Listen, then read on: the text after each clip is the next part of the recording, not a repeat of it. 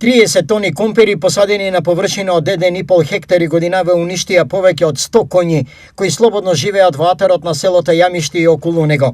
Ова година на хектар и по на Ридо горе парцелата се вика Рид, има уништено околу 30 тона. Јас съм водил там 50 до 60 тона од тие ниви компири, али сега 30 тона ќе сам извадил. Зелени са, цефтат, сега за сега уништени са на 0-100%.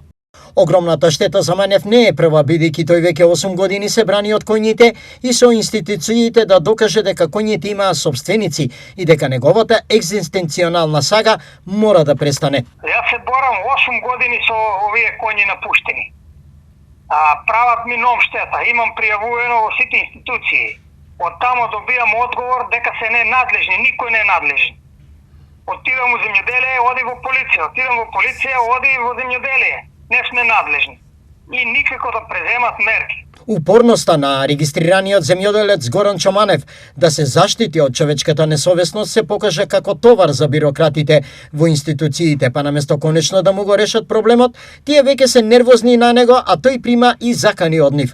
Не сум задоволен, може да кажем, од институциите, ни најмалку толку години проблемот да не се реши и не се заинтересируваат, не се зазимат. Не може да кажам дека се задоволи и многу са револтирани кога отидам, кога ме видат од врата да влезам. Боже, дома не отидам, сакат да ме маат. Не сакат да ме примат. Да пријавиш настан, записник да се направи, да видам докаде е истеран случајо.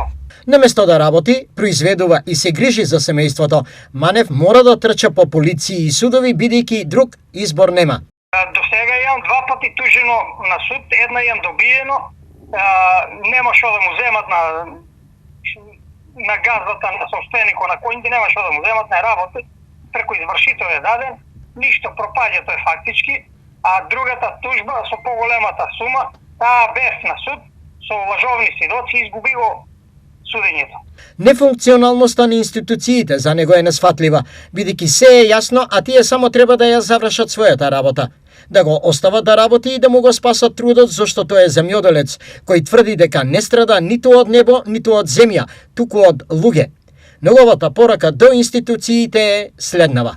Мојата порака е до институциите, ако има некој ако е моќен да преземе мерки, да се спасам, пошто јас сум регистриран земјоделец, од тоа живеам, фамилија од тој ранам, имам купуено машини, земјоделски, ниви, под концесија држам, земјоделски, викендица прави за тоа, вода докарува, се со собствени пари, немам кредит земено ни од банка, ни од министерство, земено некој додаток од машини или кредит, а само субвенции што доделат ми на парцелите, што ме следува субвенции.